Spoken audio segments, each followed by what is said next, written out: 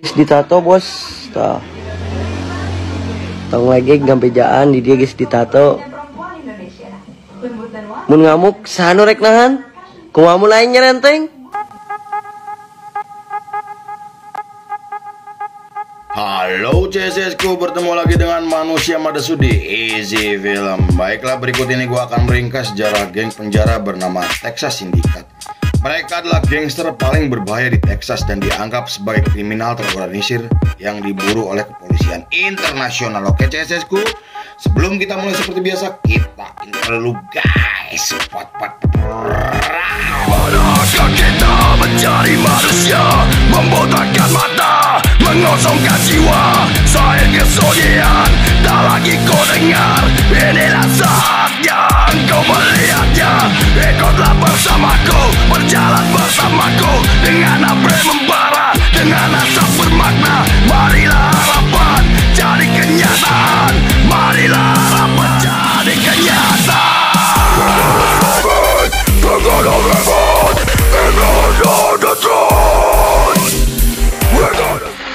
It's a gang few recognize. They were ruthless. It's run like an and the price its leaders paid this confrontation. Scene dibuka pada tahun 60-an ketika Amerika sedang mengalami krisis politik dan ekonomi akibat memanasnya perang dingin dengan Uni Soviet. Selain itu, perang Vietnam juga menjadi faktor utama atas meningkatnya inflasi dan lambatnya pertumbuhan ekonomi di Amerika. Hal tersebut membuat masyarakat mulai tidak percaya dengan pemerintahan karena sistem yang biasanya stabil tak mampu menjaga ekonomi agar tetap terkendali.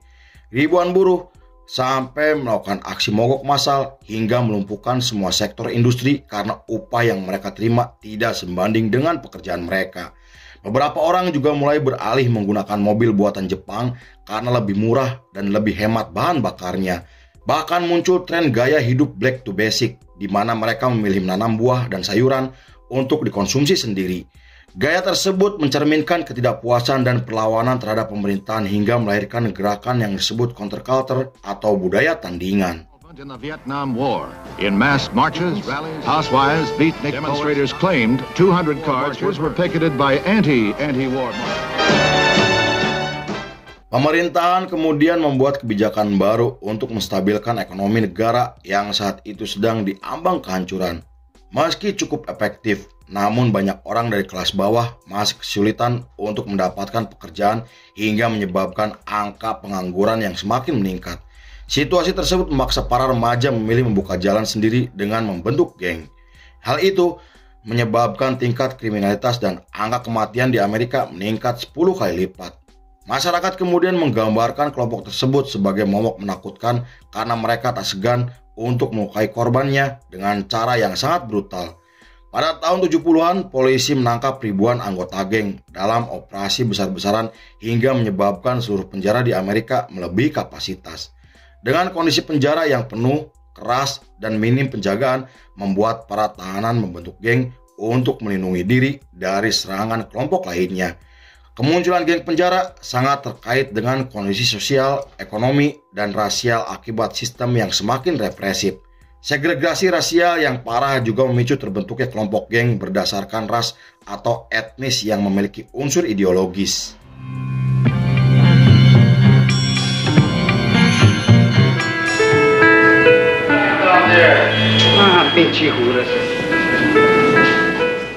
Di sisi lain, Black Guerrilla Family mungkin menjadi geng penjara pertama yang dibentuk berdasarkan ideologis dan solidaritas. Mereka menganut ideologi Marxisme dan perjuangan hak-hak Afrika Amerika yang terinspirasi dari gerakan radikal sayap kiri. Geng tersebut didirikan oleh mantan anggota dari gerakan Partai Black Panther bernama George Jackson pada tahun 1966. Sejak saat itu ketegangan dan perang antar geng penjara semakin meningkat seiring dengan gejolak hak sipil dan protes sosial di luar penjara. Mereka juga mulai mengkontrol aktivitas kriminal di luar penjara seperti menjual narkoboy, melakukan aksi pemerasan, hingga membuka jasa pembunuh bayaran. Walaupun pemerintahan telah meningkatkan keamanan dengan sistem yang lebih ketat, tapi tindakan tersebut tidak bisa menghentikan pertumbuhan geng yang semakin membesar. George Jackson, age 29, California Adult Authority. George Jackson was regarded as Was it a revolutionary act on your part? Most important. George Jackson. Pada tahun 1977, Rudolfo Ortiz Gonzales ditangkap dan dimasukkan ke dalam penjara paling ketat di California yang berisi para kriminal berbahaya. Ia adalah pria Texas berdarah Meksiko Amerika yang dipenjara atas tuduhan perampokan dan pembunuhan tingkat 1. Meski Gonzales memiliki reputasi yang cukup mengerikan, tetapi ia menjadi target penyerangan dan intimidasi oleh salah satu geng penjara paling berbahaya bernama Aryan Brotherhood. Geng tersebut dikenal sebagai geng paling rasis di Amerika karena menganut ideologi neonazi dan sangat mengagumi sosok Hitler. Ia juga selalu menjadi korban pemukulan oleh kelompok Mexican Mafia atau yang lebih dikenal sebagai LAM. Walaupun Gonzales memiliki darah Meksiko, namun ia dianggap sebagai orang Amerika karena Gonzales lahir dan dibesarkan di Amerika.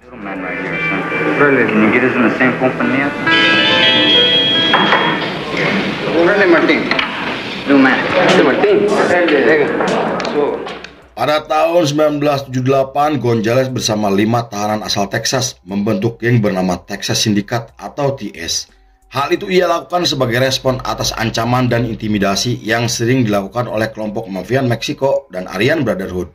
Menurut artikel yang ditulis oleh Wikipedia, pendiri Texas Syndicate tidak pernah disebutkan secara rinci karena geng tersebut lahir sebagai reaksi kolektif terhadap kondisi penjara yang keras dan brutal. Gonzales juga tidak pernah mengakui dirinya sebagai pendiri karena ia bukan orang pertama yang menggagas pembentukan geng tersebut. Hal itu ia jelaskan dalam film dokumenter jika dirinya hanya diajak oleh salah satu teman selnya yang tidak pernah disebutkan namanya. Namun banyak orang berpendapat jika pendirinya adalah orang asli Texas berdarah Meksiko Amerika dan ciri-ciri memiliki tato di sekujur tubuhnya. Kemunculan Texas Syndicate langsung menarik perhatian karena reputasinya yang sangat mengerikan. Mereka bukan sekedar geng penjara karena memiliki struktur organisasi yang lebih terorganisir dibandingkan geng penjara lainnya. Hal itu bertujuan untuk menunjukkan kesetiaan dan loyalitas terhadap organisasi dan pendiri geng sendiri.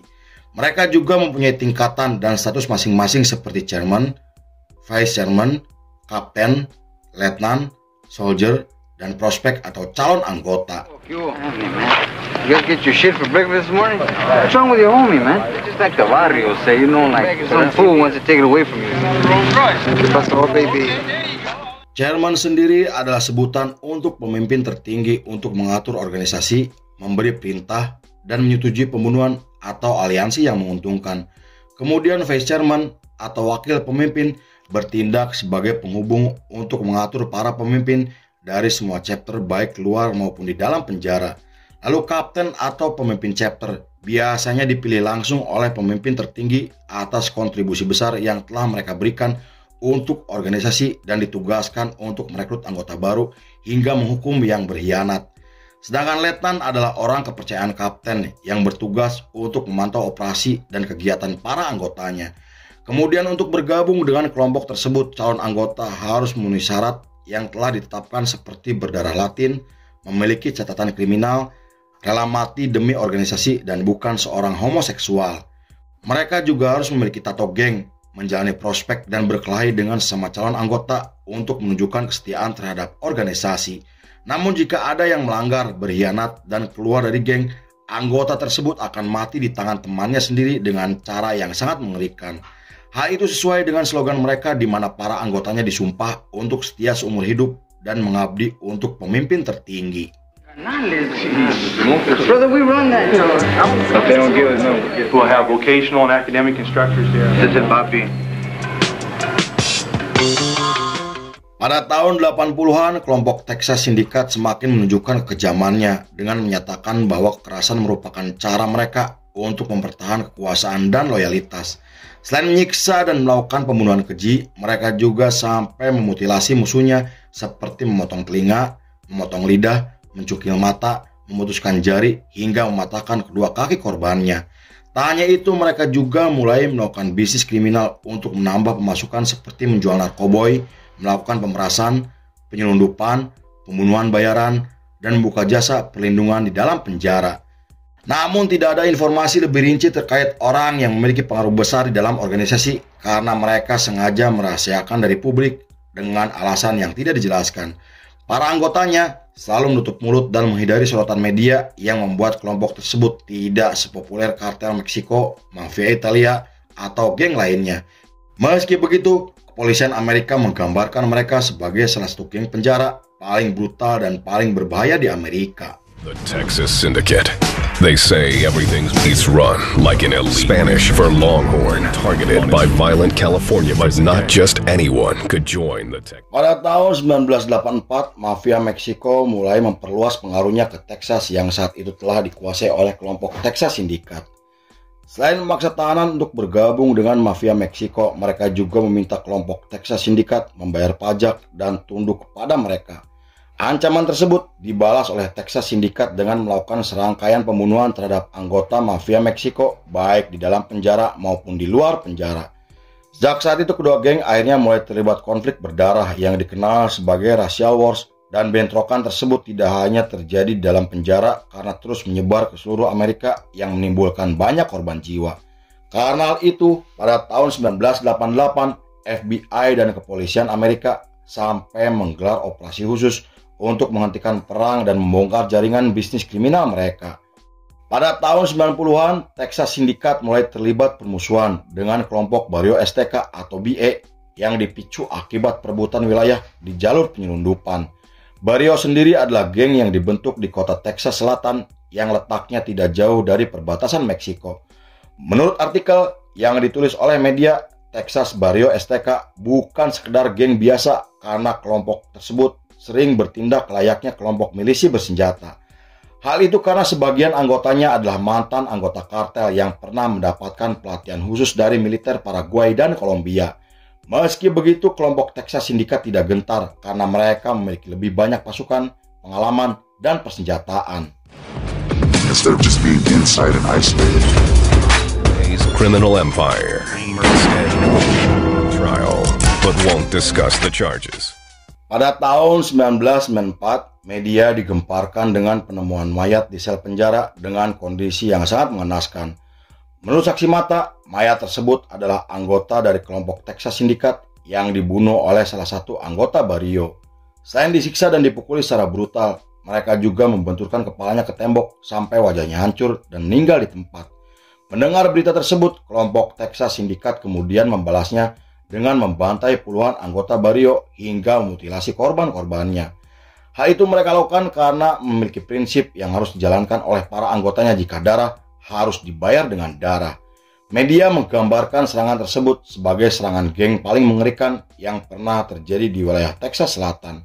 Polisi juga tidak bisa berbuat apa-apa karena aksi yang dilakukan oleh Texas Syndicate sangat rapi dan sangat terorganisir. It takes more than muscle to make your bones. In his car. In all, 6 put to the ground at gunpoint. It's kind of a coup d'état. Lalu setelah kehilangan banyak anggotanya yang disebabkan akibat kalah perang, kelompok Barrio mulai menjalin aliansi dengan salah satu kartel Meksiko pada tahun 2003. Selain ingin membalas dendam kepada Texas Syndicate, mereka juga ingin menyingkirkan beberapa geng jalanan yang telah mengganggu bisnisnya.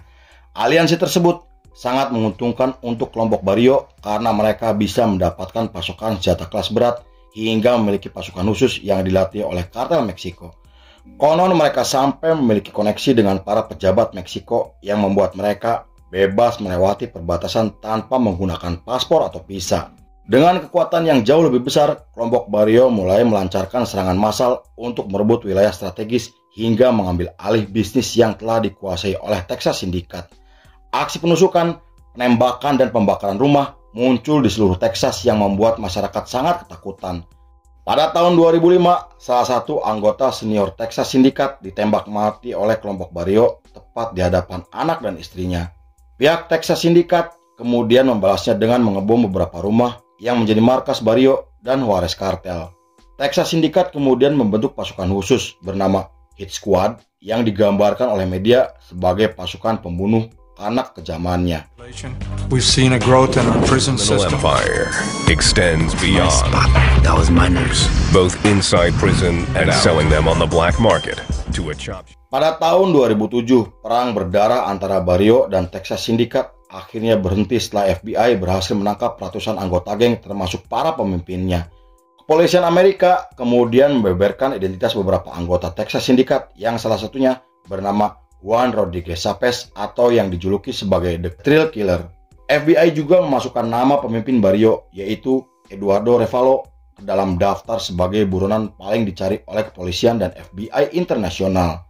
Menurut keterangan resmi dari kepolisian, Eduardo adalah dalang di balik beberapa kasus kriminal seperti pembunuhan, pemerasan, penyuapan, pencungkilan, konspirasi, dan perdagangan narkoba lintas negara. Tak hanya itu, ia juga diduga menjadi pemasok senjata api ilegal untuk geng motor paling berbahaya di Amerika bernama Pagan MC. Pada tahun 2010, perang berdarah kembali terjadi setelah Barrio dan aliansinya menyerang rumah di kota yang dijuluki sebagai kota paling mematikan di dunia. Penyerangan tersebut dianggap sebagai pembunuhan massal karena menewaskan 14 orang termasuk anggota Texas Syndicate, perempuan, dan anak-anak yang tidak bersalah. Mereka juga merilis ancaman untuk seluruh geng saingannya agar tidak lagi mengganggu dan membuat masalah dengan mereka. Loco's loyalty earned him control. It's like I was giving all fees at one time. Investigating the chop shop. Joe these guys, you can find yourself dead. Lalu beberapa hari setelah pembantaian, Texas Syndicate kemudian menjalin kerjasama dengan kartel Meksiko untuk menambah kekuatan dan melakukan serangan balik dengan skala yang lebih besar. Menurut seorang jurnalis, perang tersebut bukan lagi soal wilayah, uang, dan narkoboy, melainkan aksi balas dendam yang harus dilakukan oleh kelompok Texas Syndicate. Hal tersebut bisa dilihat dari prinsip dan slogan mereka yang mengatakan jika darah harus dibayar dengan darah. Polisi kemudian menggelar operasi besar-besaran dengan melibatkan banyak pihak termasuk FBI, intelijen, dan kepolisian Meksiko. Hal itu bertujuan untuk meredam dan menghentikan perang antar geng yang semakin tidak terkendali. Operasi tersebut dianggap berhasil karena mampu membongkar beberapa bisnis kriminal hingga menggagalkan serangan yang akan menimbulkan lebih banyak korban jiwa. Pada tahun 2012, FBI menangkap 35 anggota Barrio, termasuk 2 anggota senior yang memiliki pengaruh di dalam organisasi tersebut. Polisi juga menangkap 8 anggota Texas Syndicate yang saat itu akan melakukan transaksi barang haram dan senjata api selundupan. Di sisi lain, Texas Syndicate dikenal sebagai salah satu geng penjara paling berbahaya dan tertua di Texas, Amerika. Mereka menjadi geng penjara paling terorganisir karena anggotanya dikenal sangat setia, loyal, dan rela mati demi organisasi. Meski pengaruhnya tidak sebesar tahun 90-an, namun mereka masih aktif dengan anggotanya yang tersebar di seluruh Amerika, baik dalam penjara maupun di luar penjara. Lalu film pun selesai.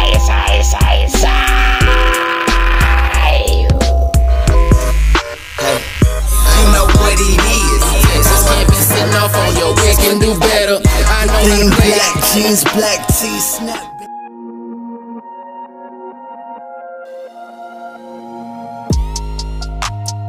Kami bukan cari panggung, tapi kami bangun fondasi dari jalanan. Texas Syndicate. Oke cecesku, terima kasih sudah menyaksikan ringkasan ini nggak selesai. Saya beserta jajaran Beranda Malam kembali pamit undur diri, sampai jumpa di episode berikutnya. Bye bye, hampura belol wae cesku. Yeah.